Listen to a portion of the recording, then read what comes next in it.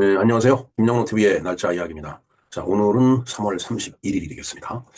참, 세월이 빠르다, 빠르다, 흘러가는 물 같다, 아니면은 날아가는 화살 같다, 이렇게 그 이야기를 하지만, 정말 그 세월이 빠릅니다.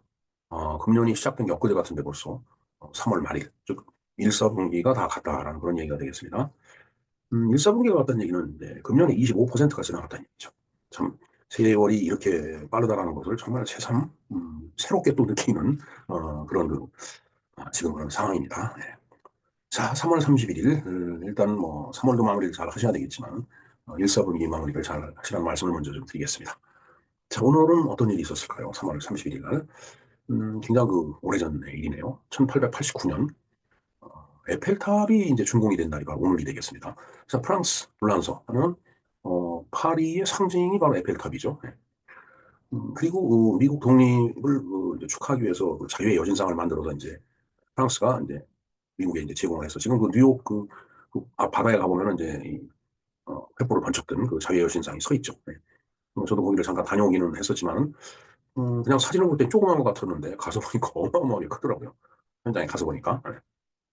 자, 그런데 이제 최근에 트럼프 대통령이 이제 다시 취임을 했고, 미국의 정책이 이제 아주 격정적으로 지금 변화하고 있습니다. 그래 그런가 미국과 프랑스 간에 좀 뭔가 설전이 있었던 것 같아요. 언뜻 페이스북인가 어디서 보니까 프랑스가 자유의 여신상 돌려달라 이런 얘기를 하는 모양이에요. 그러니까 미국 어, 백악관 대변인이죠. 그 젊은 이제 여성 대변인입니다.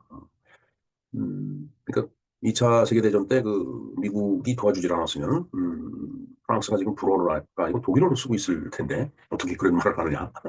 이렇게 하는 말을 좀 제가 본 것 같아요. 유튜브에서.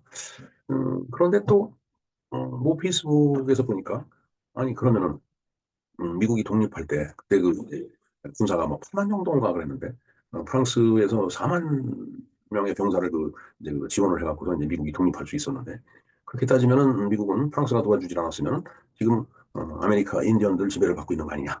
아니면은 뭐 스페인의 지배를 받고 있었을 거 아니냐? 이런 이야기를 쓴 사람이 있더라고요. 참, 역사, 인류 문학, 인문학, 정말 참 재미있고 무궁무진합니다. 자, 하여튼 오늘이 바로 에펠탑이 준공된 날인데, 우리가 대체 이 에펠탑이 무엇인지, 어떻게 생겼는지, 그냥 뭐 볼 때는 멋있죠? 예. 파리는 불타고 있는가? 그 영화에 보면은 그 에펠탑이 이렇게 쫙 이제 보였던 것 같은데, 영화에서요. 그리고 파리는 안개에 젖어. 뭐 파리의 여인, 파리 관련되면은 빠지지 않고 등장하는 게 바로 이제 에펠탑이 되겠습니다. 그야말로 뭐 파리의 상징이고 프랑스의 상징이죠. 그걸 뭐라고 그러나요? 그,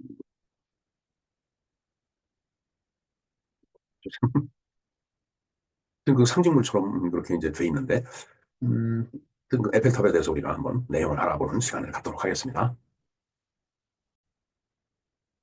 네, 그럼 에펠탑에 대해서 한번 알아보겠습니다. 자, 오늘이 에펠탑이 준공된 날인데, 1889년이네요. 프랑스, 불란서, 파리시의 상징인 에펠탑이 준공이 됐다. 네. 아주 관광 명소죠. 에펠탑은. 그, 랜드마크라고 할까요? 글쎄, 대한민국의 랜드마크는 뭘까요? 남대문이라고 하는 얘기가 있었는데, 그것도 불타서 지진 거고. 아, 우리가 그 프랑스를 불란서라고 칭을 하죠. 불란서는 이제 음차를 해서 이제 프랑스를 이제 한자로 쓰다 보니까 그렇게 된 거고, 지금은 프랑스라고 부르죠. 근데 그대로 독일, 미국 이런 데는 우리가 진 이름으로 부르고 있어요. 일본, 중국. 그렇죠? 예. 이태리도 이제 이탈리아로 이제 부르고, 영국, 영국. 그러니까 우리가, 영국은 이게 지금 불란서를 프랑스로 이렇게 칭을 한다는 얘기는 영국을 잉글랜드로 불러야 된다는 얘기죠. 그 다음에 중국은 중거, 그래야 되고, 그 다음에 뭐 소련은 없어졌으니까. 독일은 도이칠란트 아니면 저머니는 영어니까 도이칠란트라고 불러야 되겠죠. 그 다음에 일본은 니뽕이나 니혼이라고 불러야 되겠죠. 그렇게 자기 나라 발음대로 안 불러주는 나라가 몇 군데 있어요. 근데 불란서는 프랑스 우리가 대부분 부르고 있습니다. 글쎄 자기 나라 발음대로 안 불러주는 나라가 이제 뭐 일본, 미국, 독일, 영국, 중국 이렇게 있듯이 그 다섯 나라가 어떤 의미를 갖고 있는 걸까요, 진짜? 음, 뭐 러시아는 뭐 옛날에는 알아서 뭐 로스와 그랬는데 지금은 이제 러시아라고 부르니까. 네, 뭐 조금 얘기가 빗나갔습니다. 자, 에펠탑은 투어 에펠. 이게 투 레펠. 저게 불어로 읽을 때는 뚜 레펠 이렇게 읽는 모양입니다. 자, 프랑스 파리 마르스 광장에 위치한 격자형 철골 타워다. 뭐 여러분 다 머릿속에 상상이 될 겁니다. 그리고 1889년 프랑스 혁명 100주년을 맞이해서 파리 만국 박람회를 개최하였는데 이 박람회를 상징할 만한 기념물로 에펠탑을 건축을 했다. 에펠탑은 이렇게 건축이 된 거네요. 그리고 박람회가 열린 마르스 광장의 출입구 관문에 위치를 하고 있다. 그러니까 출입문 역할을 했던 모양입니다. 그다음에 프랑스의 대표 건축물인 에펠탑은 격자 구조로 이루어져 파리에서 가장 높은 건축물이며 매년 수백만 명이 방문할 정도로 파리에서 빼놓을 수 없는 세계적인 유명한 관광 명소가 됐다. 유명한 그런 그 관광 명소가 된 겁니다. 이 탑은 공모전을 통해 선정된 프랑스 공학자 귀스타프 에펠이 작품으로 이를 디자인한 그 이름을 따서 명명을 했다고 하네요. 네, 귀스타프 에펠. 에펠이 1832년에 태어나서 1923년에 이제 유명을 달리했는데 그 이름을 따라서 에펠탑이라고 지금 부른답니다. 자, 에펠탑의 그 높이가 324m이며 이는 81층 높이 건물과 맞먹는 높이다. 우리 63 빌딩보다는 높고 롯데 타워보다는 좀 낮으네요. 1930년 클라이슬러 빌딩이 완공되기 전까지는 세계에서 가장 높은 건축물이었다. 뭐 그 이후에 이제 더 높은 게 많이 나왔으니까 뭐 100층 넘어가는 그 건물을 갖고 있는 나라가 여러 어디 있죠. 예. 방송용 안테나를 제외하고도 2004년에 지어진 미오교에 이어 프랑스에서 두 번째로 높은 구조물이다. 그러니까 미오교라는 게 또 이제 지어진 그 건축물로 굉장히 제일 높은 그 건축물인가 봅니다. 그다음에 1991년에 세계 문화유산에 등재가 됐다. 뭐 등재될 만도 하죠. 이런저런 얘기를 한번 볼까요? 현재의 긍정적인 평가와는 달리 착공 초부터 도시 미관을 훼손한다는 이유로 흉물스럽고 추악한 철 구조물이라는 등 많은 비난이 있었으며 이로 인해 20년이라는 계약 기간이 만료되는 1909년에는 철거될 뻔한 위기도 있었다. 통신시설물을 설치하여 활용 가능하다는 사실이 증명되며 해체의 위기를 넘겼다. 안테나 역할이 이제 가능하니까요. 아니면 안테나를 세우려면 또 높은 걸 또 이렇게 끌어 올려갖고서 이제 탑을 세워야 되니까 그럴 필요는 없다라는 얘기죠. 있는 걸 괜히 쓰면 되지 그걸 허물어버릴 필요가 없다라는 얘기죠. 훗날 여러 시장 영화에서 배경으로 자주 사용되면서 파리하면 많은 사람들이 제일 먼저 떠올리는 상징물이 되었으며 현재는 파리 대표적인 명물로 사랑을 받고 있다. 네, 그렇습니다. 1985년 야간 조명 시설이 설치된 이후 파리 아름다운 야경을 만드는데 일조하고 있는데 밤이 되면 매 시각 정각부터 약 10분간 탑이 반짝거리는 쇼를 볼 수 있다. 예, 그런 그 이제 시각 효과를 이렇게 설치를 한 모양입니다. 관광객을 위해 3계층이 개방이 되어 있고 첫 번째 층과 두 번째 층까지는 표를 구입하여 계단하고 엘리베이터를 통해서 올라갈 수 있고 그다음에 첫 번째 층까지 높이와 첫 번째 층부터 두 번째 층까지 높이는 각각 300계단이 넘는. 아유, 걸어 올라가려면 한참 걸어 올라가야 되겠네요. 자, 가장 높은 세 번째 층은 엘리베이터로만 올라갈 수 있다. 그리고 첫 번째와 두 번째 층에는 음식점이 있다. 왜 올라가다 보면 배가 고프니까 뭘 먹어야 되잖아. 하지만 지금 바람과 비로 인해서 부식이 진행되고 있는 상황이다. 그 부식이 진행이 되면은 그 금속 학자들, 방식을 전공한 금속 학자들한테 의뢰해서 부식을 막아야죠. 아니면은 부식된 부분 뭐 새 걸로 갈아 끼우든지, 예. 갈아 끼우는 일도 쉽지는 않은 일 같습니다. 자, 이게 어떻게 이제 건축을 하게 됐나 볼까요? 프랑스 제3공화국 정부는 프랑스 혁명 100주년을 기념하기 위해서 파리 만국 박람회를 1889년에 개최하기로 했다. 주최 측은 박람회 기념물을 겸하여 당대 새로이 도래한 철의 시대를 상징하는 볼거리를 관람객들에게 제공하고자 여러 아이디어를 공모를 했다라고 있습니다. 1889년이면 우리 뭐 갑신정변이 일어나고 막고뭐몇 년 안 됐을 때네요. 그때는 정말 우리는 근대화의 기억자도 못 꺼낼 텐데 이 사람들은 철의 시대를 예상을 한 겁니다. 그러니까 참 서구의 그 산업화된 발전이라는 게 대단한 거였죠. 그걸 빨리 받아들인 일본은 근대화에 성공을 했고 우리는 몇십 년 뒤에 이제 근대화를 성공을 하게 된 거죠. 어찌됐든 지금은 뭐 일본과 우리가 물론 전체적인 규모로 봐서는 우리가 작지만은 그 레벨로 봐서는 우리가 그렇게 뒤처지지 않는 그런 나라를 만들었습니다. 이런 나라를 만든 우리 앞세대한테 정말 고맙게 생각을 해야 됩니다. 우리가. 자, 700여 편의 이 응모작 중에 100여 편이 심사에 올라 그 결과 에펠이 제안한 철탑 건축안이 채택이 됐다. 뭐 채택이 될 정도면 엄청난 실력가라고 봐야 되겠죠. 자, 에펠은 이미 수많은 철교를 건설한 교량 전문가였으며 하늘을 향해서는 수직 구조의 철탑으로 사람들을 놀라게 해주려고 응모를 했었다라고 하네요. 자, 교량은 수평이죠. 근데 이제 수직으로 세우는 그 구조물을 이제 한번 만들고 싶었던 겁니다. 아울러 그는 1885년 미국 뉴욕에 자유의 여신상을 세우기 위한 철골 구조를 제작하는 등 풍부한 경험을 가지고 있었다. 예. 자유의 여신상을 세우는데 그 철골 구조를 또 에펠이 했네요. 자, 건축은 1887년 1월 28일부터 시작되어 26개월 만인 1889년 3월 30일 기본 구조가 완성이 되었고 1889년 3월 31일 오늘입니다. 바로 준공식을 하였고 같은 해 5월 6일에 일반에 공개를 했다고 합니다. 건설 당시 984피트, 약 300m 높이로 당대의 최고의 건축물이었으며 현재는 꼭대기에 첨탑과 안테나가 덧붙여져서 320m 이상이 되었다. 첨탑과 안테나가 덧붙여져서 더 높아졌네요. 20m 더 높아졌습니다. 자, 어떻게 설치했나 볼까요? 미식 축구장 크기만한 기단 바닥에 미식 축구장 엄청 크죠? 예, 거기에 기단 바닥은 뭐 콘크리트 쭉 그냥 밑에 이제 기초 공사를 했겠죠. 거기다 철제 기둥을 세운 다음에 4개 콘크리트로 봉하고는 그 위에 철탑의 본체를 얻는 방식으로 공사가 진행이 됐다. 철탑의 재료로서는 프랑스에서 제조된 7,300여 톤의 연철, 지멘스 마르탕 평로강이라고 하네요. 그 연철이 사용이 됐다라고 하네요. 7,300여 톤. 저때 프랑스만 해도 벌써 그 이제 제철 산업이 이렇게 발전돼 있었던 거죠. 우리가 1970년대 들어서 이제 포항제철 만든 거 생각하면은 100년도 앞서 있던 거죠. 100년도. 모리스 쾌슐랭의 구조 설계를 바탕으로 300명의 작업자가 정년된 부품, 단단히 재련된 건축용 철제, 18,038조각을 250여만 개의 리벳을 이용해서 조립을 했다. 아유, 정말 엄청납니다. 더군다나 이제 모리스 쾌슐랭이 구조 설계를 했다라고 되어 있는데, 이 구조 설계가 잘못되면은 잘못하면 탑이 무너질 수가 있어요. 휘어지거나. 그러니까 이 참 구조 계산하는 사람들 보면, 그게 존경스러워요, 진짜. 근데 건축물을 놓고 구조 계산, 구조 설계는 그렇게 크게 뭐 이렇게 부각되지는 않는데, 사실은 가장 밑바탕에서 그 구조물을 지탱하고 버텨주는 데 있어서 기본적인 기술입니다, 저게. 삼풍백화점 사건 생각하면 그때 이제 구조 설계가 뭐 잘 됐네, 못 됐네. 잘못된 거죠. 그 위에다가, 옥상 위에다가 그냥 무공을 올려놓고 그게 주저앉아 버렸으니까. 구조 계산을 잘못한 겁니다. 이 작업에 공동으로 참여한 건축가는 에밀 누기에와 모리스 쾌슐랭 그리고 스테팽 소베스트르였음. 이름이 프랑스 사람 이름이라 아주 발음이 어렵습니다. 에펠탑은 현대의 마철로들과는 다르게 두 개의 층에는 아무런 외벽이 없는 열린 형태이기 때문에 사고의, 사고의 위험이 매우 컸지만 에펠이 가드레일과 가림판 등 안전조치를 해놓은 덕에 단 한 명만 떨어져서 사망을 했다.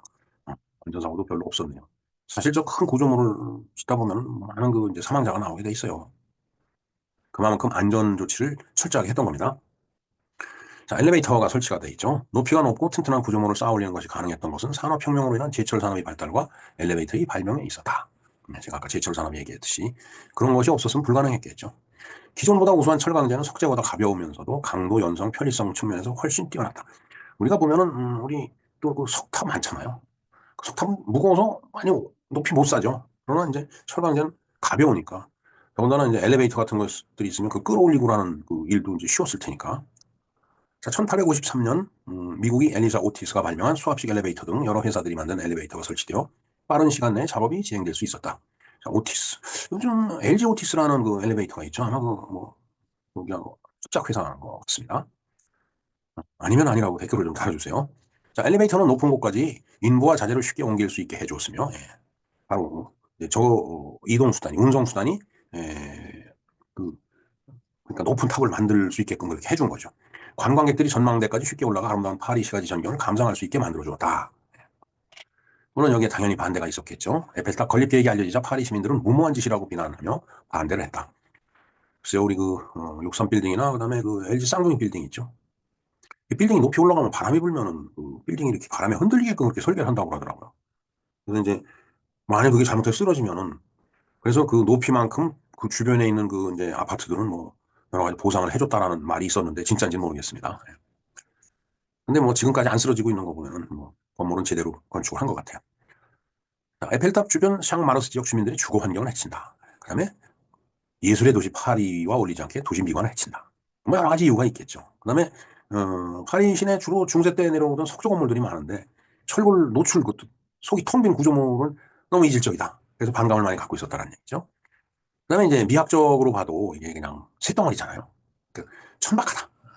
그래서 뭐 예술 파리 하면은 예술의 도시인데 거기에 이제 이런 공업 기술적인 공작 굴뚝 같은 것이 이렇게 들어가면은 어, 예술의 도시 파리를 망가뜨린다.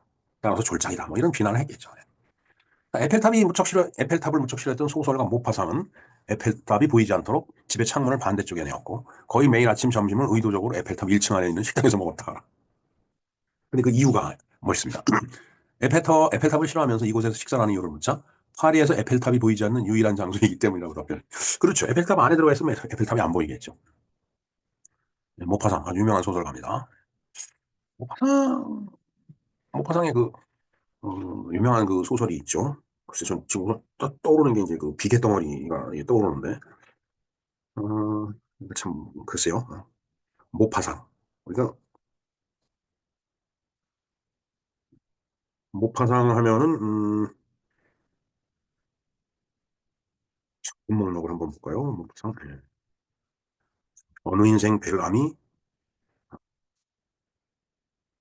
올리올산, 피에로 화장, 죽음처럼 강한, 우리의 마음, 삼종기도, 뭐 여러 가지 그 단편으로 목걸이 등 300편이 있다고 하네요. 네.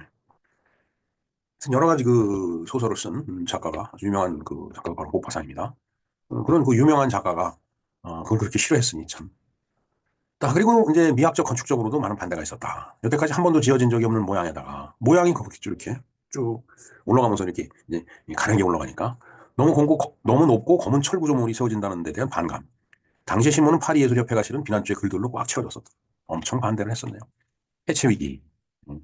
이거는 이제 20년간 허가를 받았는데 아까 말씀드렸죠. 그다음에 이제 송신탑으로 쓸 수 있기 때문에 해체 위기를 벗어났다. 7번, 8번이 그 내용이 되겠습니다. 자, 그리고 9번 볼까요? 프랑스군은 제1차 세계대전 당시에 벌어진 1차 마른 전투에서 파리 시내 택시들을 최전선에 투입할 때 이 탑을 이용을 했다.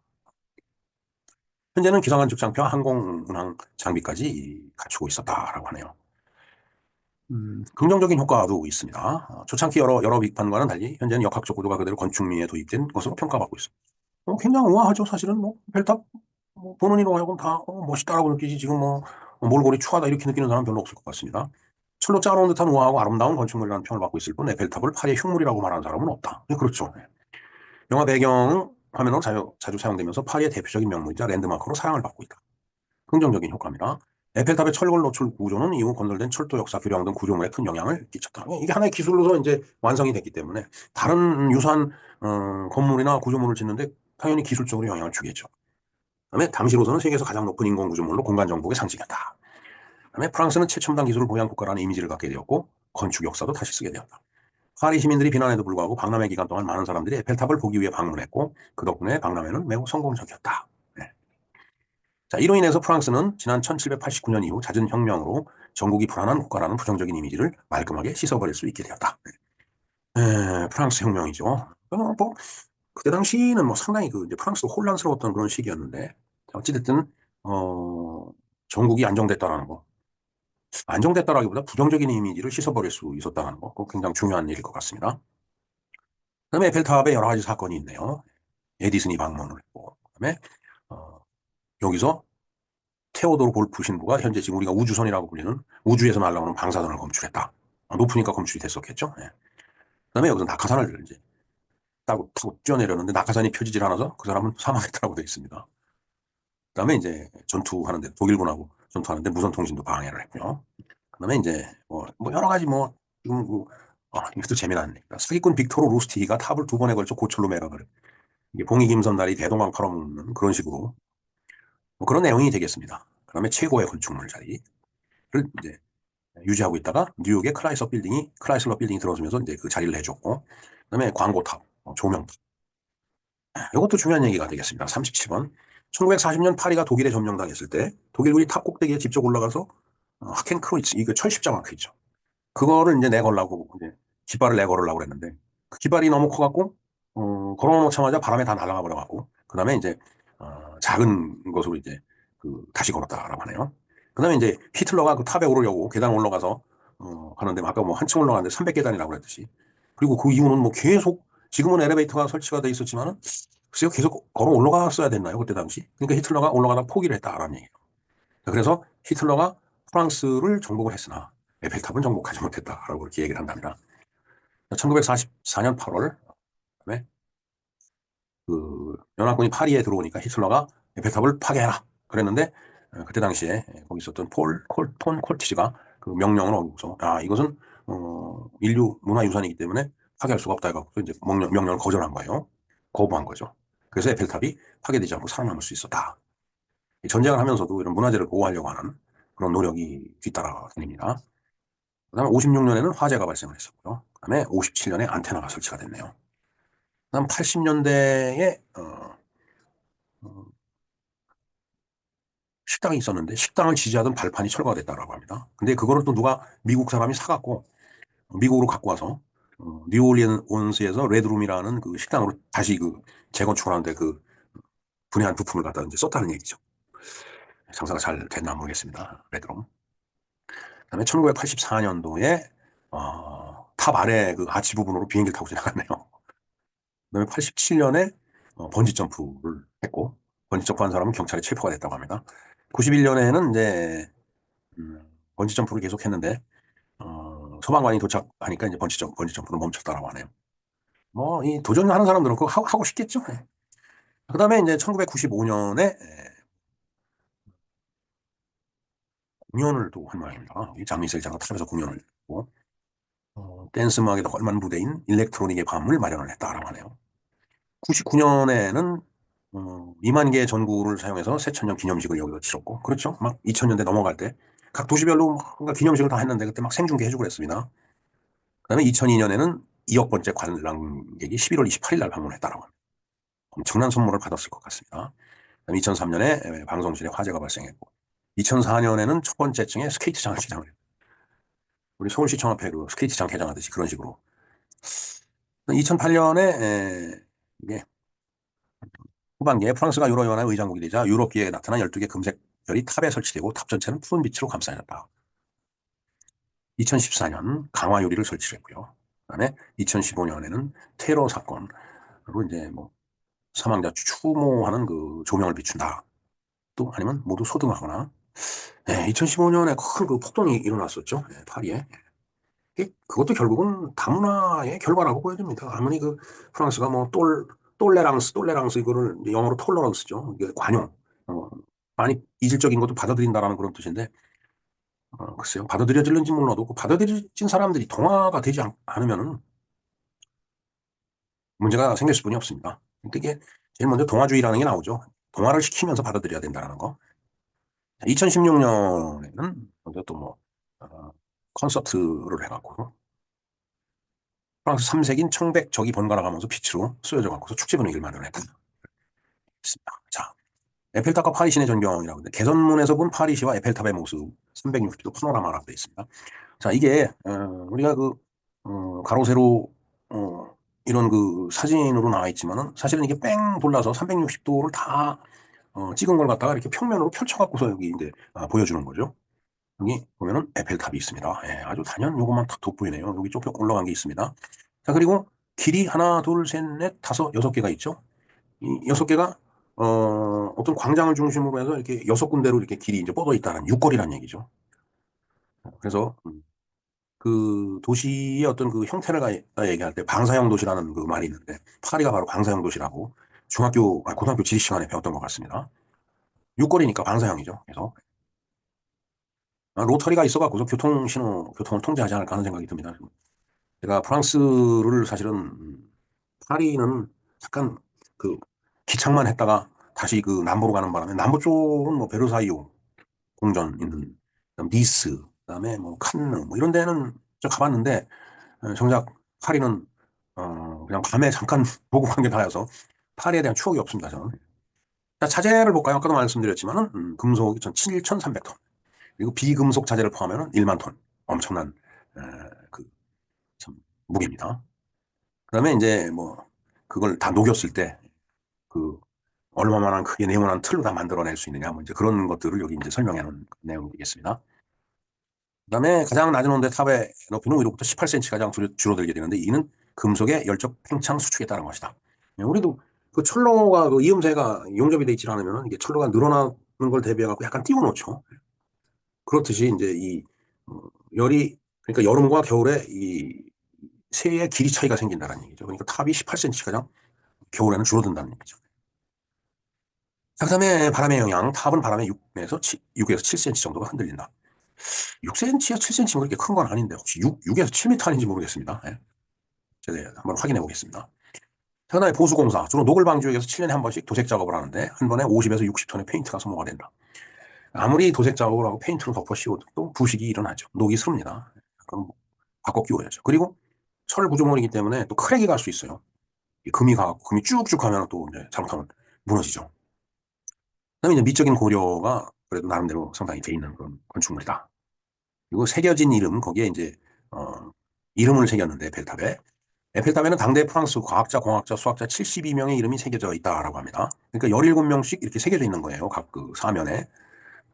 북동 쪽에는 프리에의 17명, 18명씩 있는 거네요. 48, 30, 72명이니까.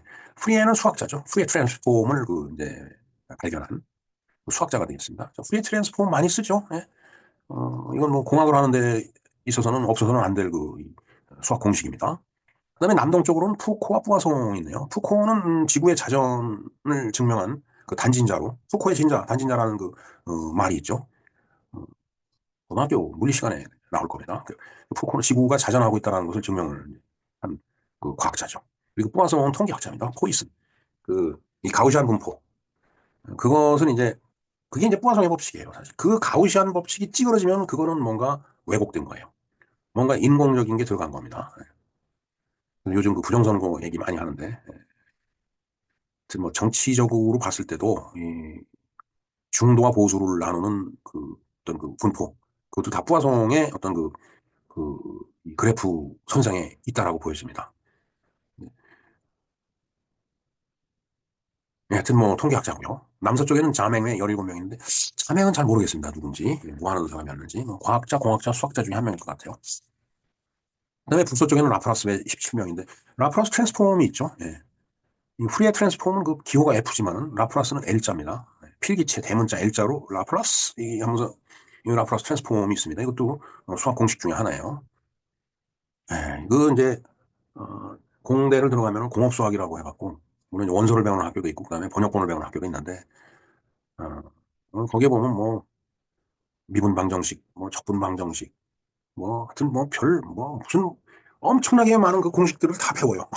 지금 별로 기억에 남아있는 게 없는데 하여튼 후리에 트랜스폼, 라프라스 트랜스폼 이런 건 아주 그 유명한 그 수학 공식이기 때문에 기억에 이제 남아있어 갖고 드린 말씀입니다. 자, 그다음에 레플리카가 굉장히 많이 이제 죠 레플리카라고 하는 것은 이제 REPLICA죠. 레플리카. 모형품이라는 뜻이에요. 1번부터 7번까지 이렇게 쭉 있는데 이거 뭐 일일이 다 말씀드리기는 어렵고 3번 볼까요? 1958년 통신타워로 지어진 일본의 도쿄타워도 에펠탑에서 영감을 받았다. 예, 도쿄타워도 보면은 에펠탑과 같은 그런 형태를 갖고 있습니다. 일본을 이제 가갖고서 이제 그 같이 일했던 친구가 동경을 놀러 가자라고 그래갖고 이제 신간선을 타고 2시간을 나와서 이제 동경을 돌면서 제일 먼저 그 이 도쿄타워를 데리고 가서 구경을 시켜주더라고요. 예, 하여튼 레플리카에 대해서 그렇습니다. 대중문화 한번 볼까요? 이건 우리나라에서 나온 대중문화를 언급을 한 거죠. 2017년에 방영된 JTBC 드라마 더 패키지에도 에펠탑이 나온답니다. 저는 못 봤습니다. 그다음에 2019년에 연재한 웹툰 강타오에도 나온다는데 저는 못 봤습니다. 그다음에 파리의 여인. 에펠탑이 나왔는지 모르겠는데 파리의 여인이라는 그 드라마는 기억이 납니다. 자, 그리고 파리는 불타고 있는가라는 그 2차 대전 전쟁 영화죠. 저게 아마 그 앞에서 얘기했던 그 히틀러가 파리를 다 불살르고 폭파시키라. 에펠탑도 폭발을 해라 그랬는데 에펠탑을 안 했다는 얘기 앞에서 말씀드렸는데 이게 그 사건일 겁니다. 그리고 여기 적지는 않았지만 파리는 안개에 젖어라는 그런 또 아주 로맨틱한 아주 낭만적인 그런 그 영화가 있었죠. 예. 자, 어찌됐든 고소공포증이 있으면 높은 데 올라가면 이렇게 다리가 덜덜덜 떨리죠. 아무튼 에펠탑에 대해서 뭐좀 필요한 이야기들이 제대로 설명이 됐는지 모르겠습니다. 어찌됐든 에펠탑은 이러한 내용을 갖고 지금도 파리 시내에 서 있다라는 말씀을 드립니다. 이상 김영로 TV에서 바라본 에펠탑의 전경이었습니다. 감사합니다.